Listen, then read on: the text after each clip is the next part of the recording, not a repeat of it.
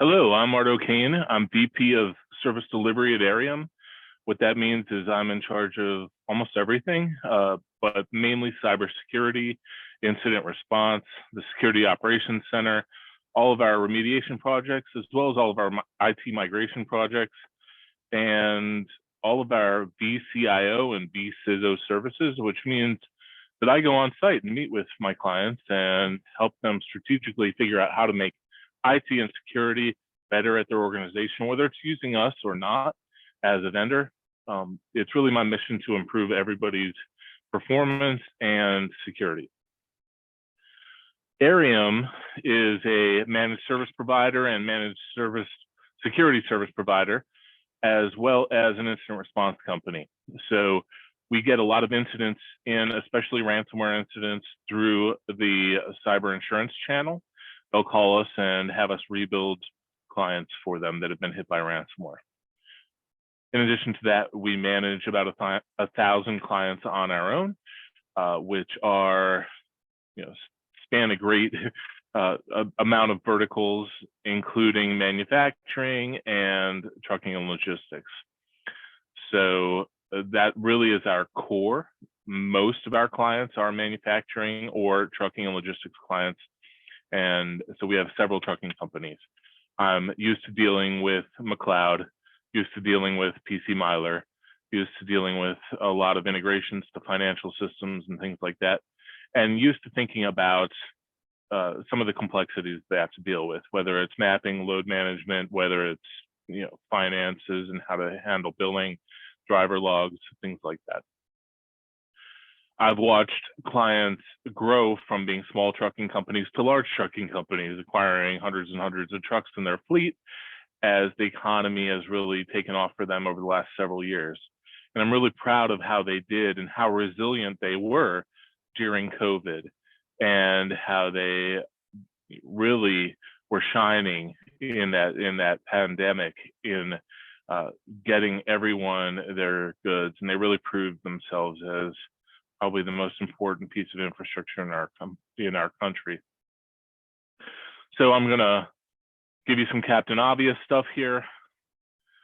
All companies are experiencing cyber attacks. Most companies are experiencing 50 to 200 cyber attacks a day. That may be phishing. It may be other kinds of compromise attempts, stolen credentials, things like that. Most companies are experiencing ransomware. And if they haven't yet, they will. It's just coming for everyone, and it doesn't discriminate. Big companies, small companies, regardless of vertical, everybody's going to experience it at some point. And most companies, when that does happen, have recovery problems, because the traditional IT approaches to recovery are not working. And so most companies are down for a long time during ransomware, and it's very painful, and they don't have viable to recover from because their backups were encrypted. So it's been really painful for companies, and I've seen trucking companies that have experienced this, and it, as I'm sure some that are listening to this have, and it's been a very negative experience for them financially and reputationally. It makes them wonder really what processes they're relying on that they should have physical backups for. Can they manually dispatch? Can they manually manage loads and map without their internal systems, without their trucking management system? And it also begs the question of, what should have gone to cloud-based SaaS software? What critical apps could be moved to the cloud in a way that could protect them from ransomware attack? So I think of a managed service provider being responsible for really three core things. But if you have an internal IT team and don't outsource any IT, then this is really on their shoulders. IT management, security management, and resilience. IT management, a lot of companies just try to drop everything under IT.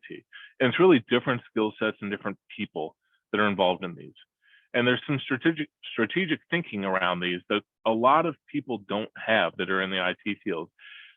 So I really encourage you to look for a provider or build a team internally that is able to really think of these strategically in a way that affects your business positively. So under IT management, IT, managed service providers are responsible for really the stability and performance of your network systems and data, making sure that your technology is in alignment with best practices, making sure you're up to date, which is really important regarding attack and resiliency, and making sure that your business operations are being improved through IT. And that's really the most important part, is they need to be concentrating on your business and what's going to improve your business.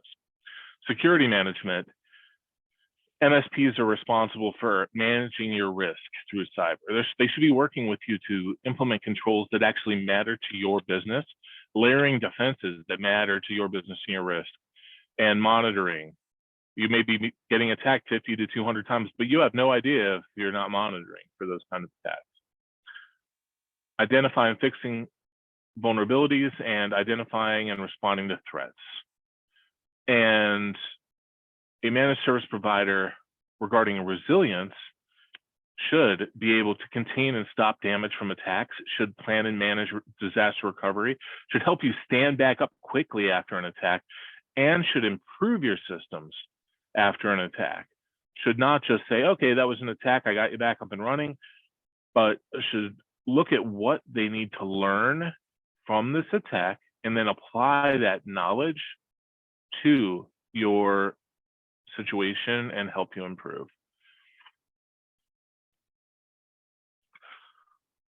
Regardless of whether it's internal or external, nowadays, IT teams, in order to be effective, really need to have a level of automation that they've never had before. Almost every managed service provider has what we call RMM, which is remote monitoring and management software. It does a lot of this automation for us. It does some patching and things like that.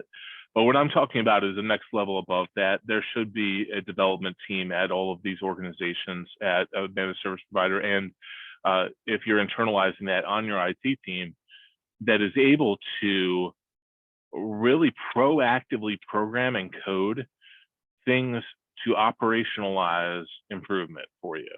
And so what I mean by that is continuous vulnerability management and patching, continuous monitoring and correlation, and continuous penetration testing. Somebody should be always constantly testing your security. The attackers they're testing it every day. You should have, your managed service provider should be constantly checking. And when there's a patch needed or remediation needed, that should be continuous and constant as well. There should be just this relationship there that improvement is always happening. And that automation is the only way it's going to happen. Continuous patching. Patching should happen immediately, daily, with minimal downtime. Your organization internally or through a managed service provider should be able to patch all of your systems without taking you down all day.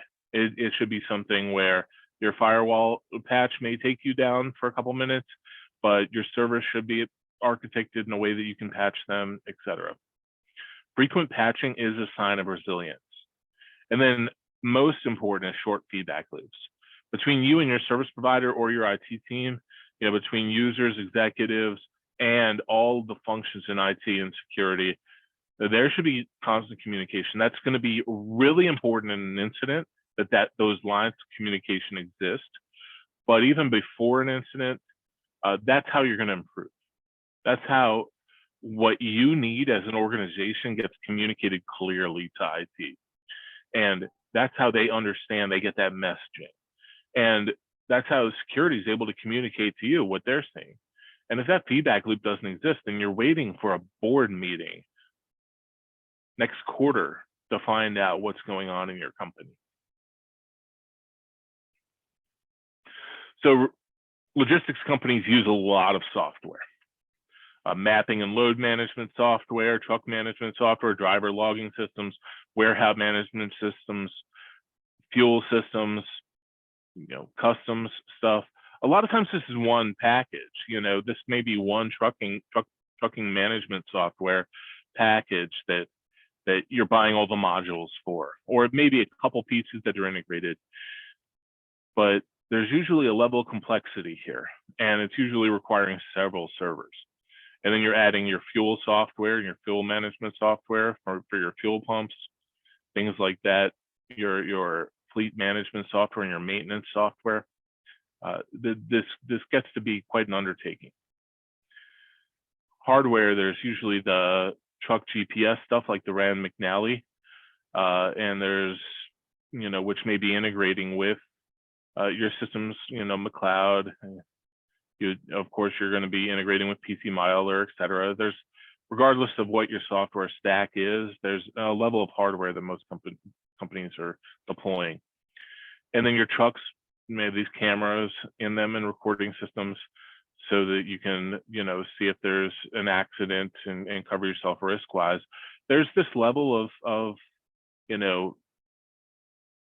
technology that is being deployed. And the fuel pumps and the operational technology, whether it's in your garages or it's in your trucks or it's at the fuel pumps, there's operational technology that is adding to your risk. It's just little computers and controllers all over the place that are, critical for your organization, but they may be an entry point for an attacker. Since there's a lot of complexity, there's some planning that needs to happen. And this is not an exhaustive list, but this is a list you can take with you. Everybody should have a cybersecurity program, an incident response plan, and a disaster recovery plan, and they should be tailored to you. Anybody can go online and download one that means nothing to them. You need to be able to download this and use it in your organization and practice with it, because an incident response plan that's tailored to you and a disaster recovery plan that's tailored to you is going to mean something, where it won't mean anything. You'll still be blind if you didn't take the time to custom tailor and build one for your company. Ensuring systems are patched, preventing hackers from getting in, monitoring your networks. So when you see when an attack's happening. Really important here is immutable backups and making sure the credentials for those backups are separate from your network and secure. And putting MFA on everything. Your email, your VPN, access to your trucking management software, access to all of your SaaS applications. Everything should have MFA these days. I know it may seem inconvenient to have to reach for that security code or that notification or that security token, but it's a requirement. And then pen testing, that level of security validation and constant management of vulnerabilities needs to happen all the time. The landscape is constantly changing. Attacks are constantly changing. You need a way to be able to validate whether you're in trouble or not. So there's a lot of layers to this, but in general, you should be protecting yourself the best of your ability and layering in these defenses and these things.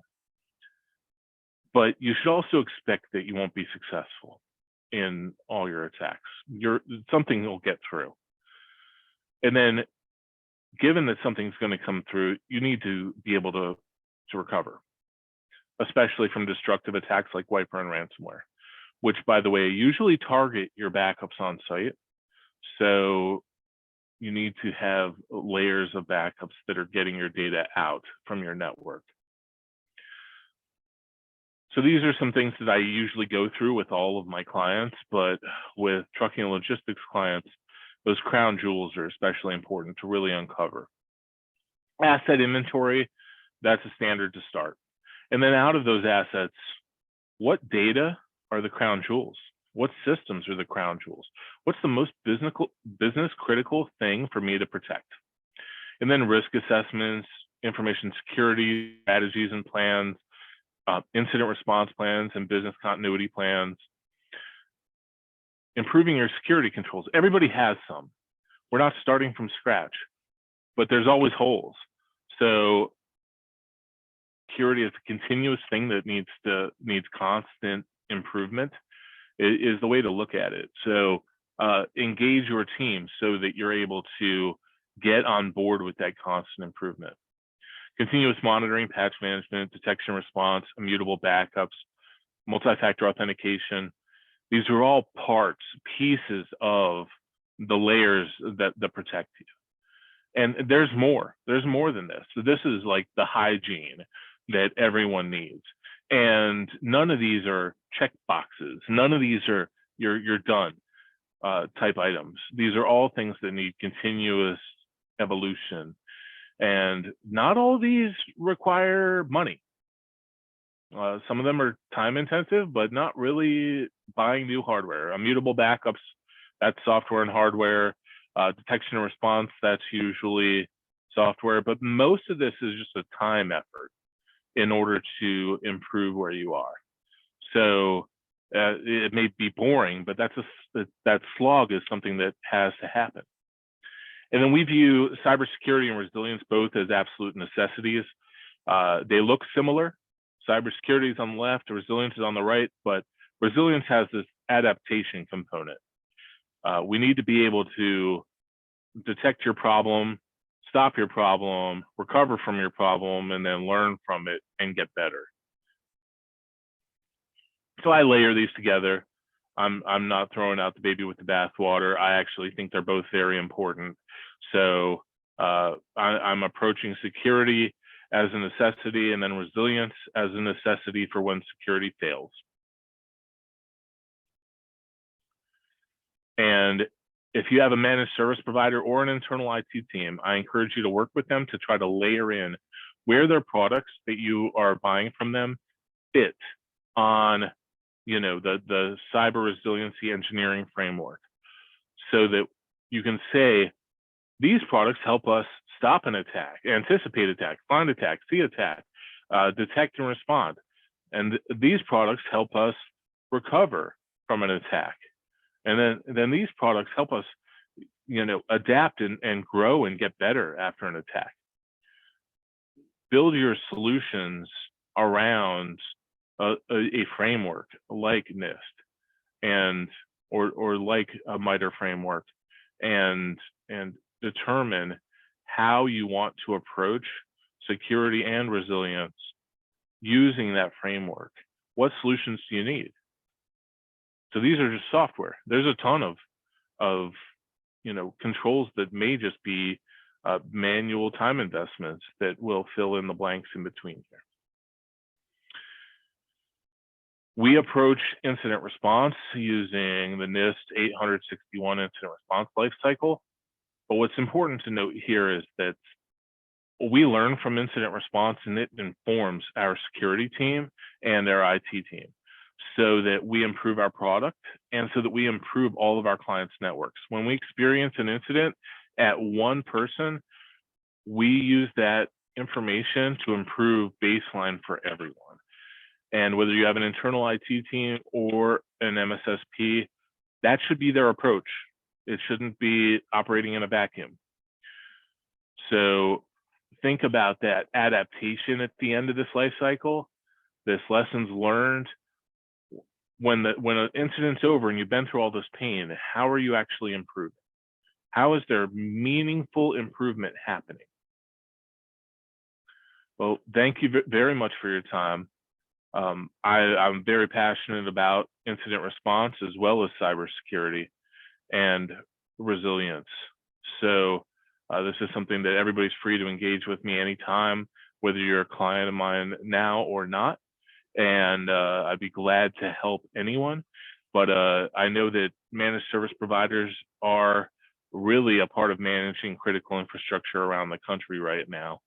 And so engaging with somebody to help you move cybersecurity along in your organization is going to be a critical piece of your evolution. Thank you so much.